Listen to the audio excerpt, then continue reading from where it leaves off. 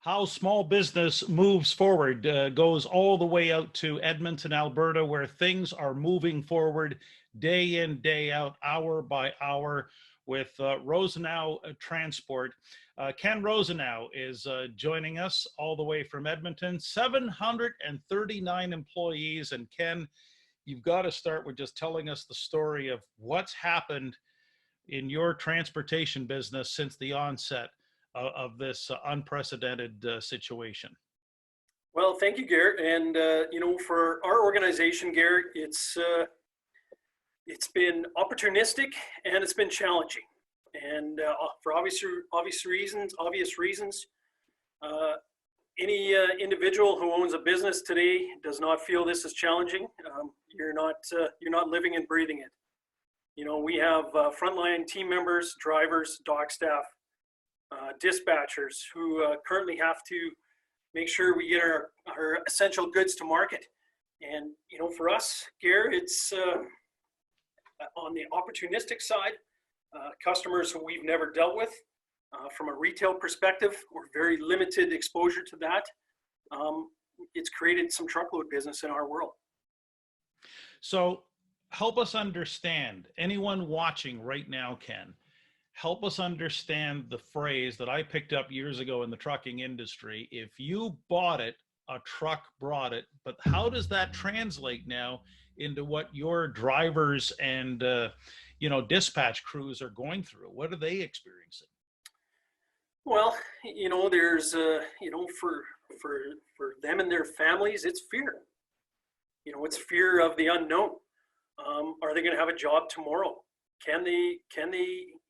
You're coming to work in an environment where you don't know the next person sitting beside you, what their personal lives have, how they interact with other individuals.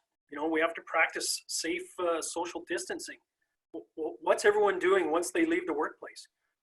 You know, there's the fear of not being able to interact with family, education for their kids, just general well-being. You know, now that everything is on lockdown, it's a fear, and there's a lot of personal issues that may or may not come up as a result of this.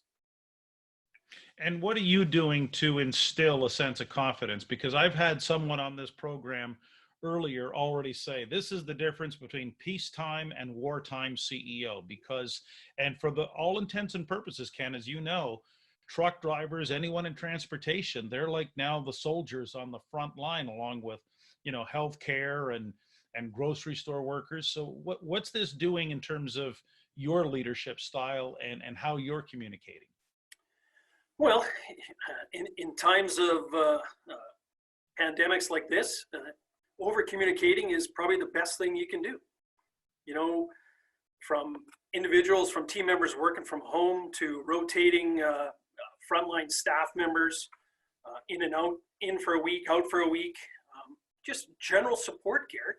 And, you know, times like this, our EAP program is more prevalent than ever before.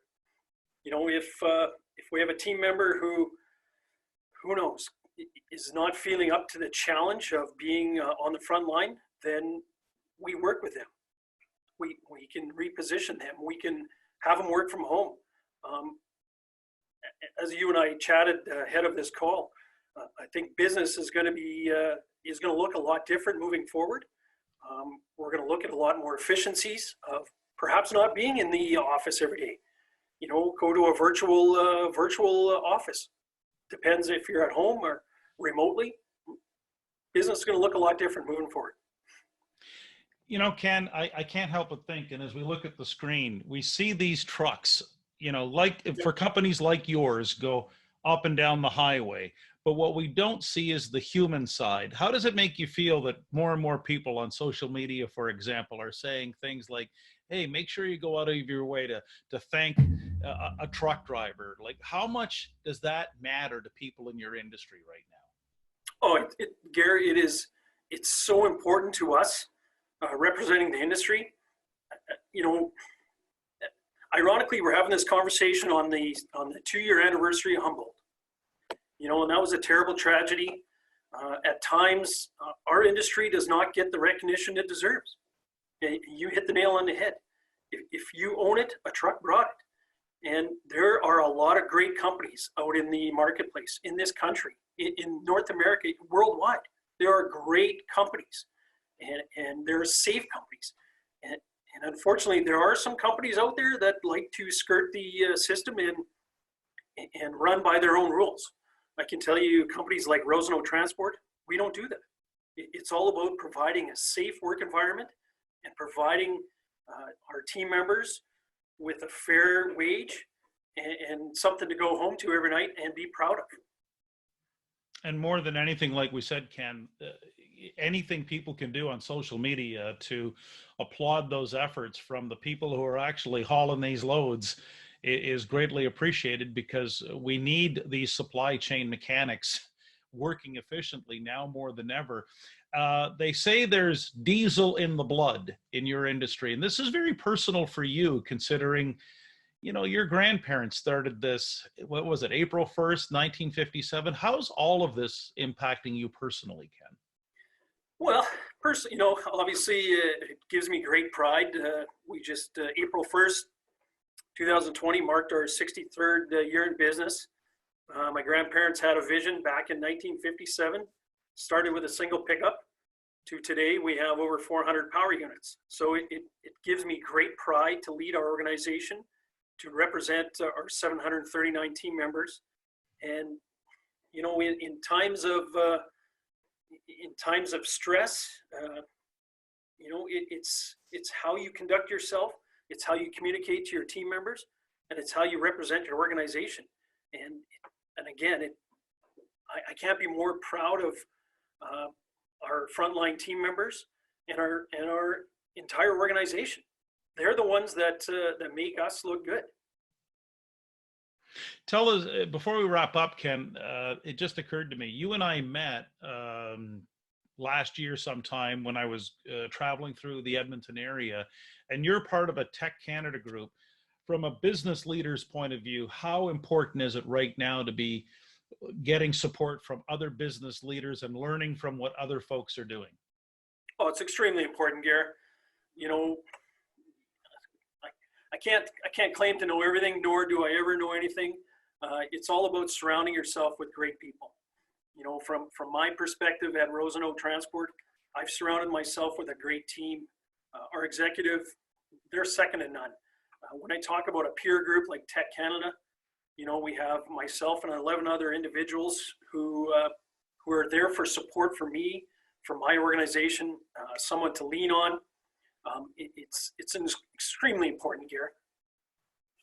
And is there something you can share right now, Ken, that you've already picked up? I mean, we're only, several weeks into this, but is there some sort of, as we say in the Tech Canada world, some sort of golden nugget that you could share people watching, wherever they find this, on LinkedIn, YouTube, Facebook, whatever? Yeah. What would you share right now? First and foremost, Gary, I'm a very positive individual, and the way I look at it, focus on the future. We can look back at this pandemic and say, what could we have done differently? I don't know how much we can do differently. Proper hand washing. That's been the message, obviously. But for us, we always look at opportunity, and just look at the future and what can the future hold. What opportunities can we create as a result of something bad? And that's all I can say. Focus on the future. Focus on opportunities, and you'll be a stronger organization moving forward.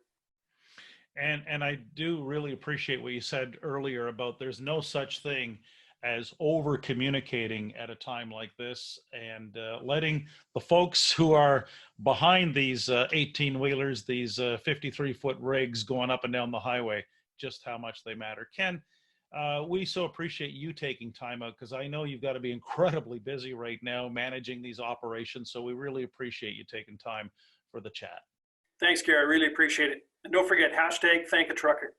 Thank a trucker. And, in many respects, we talked about, actually it was Darren Mitchell from Trout River Industries who illustrated about a week or so ago that there's a difference between a peacetime and a wartime CEO, and that difference is shining through right now. In for all intents and purposes, the frontline truck drivers, dispatch, grocery store workers, healthcare providers, of course.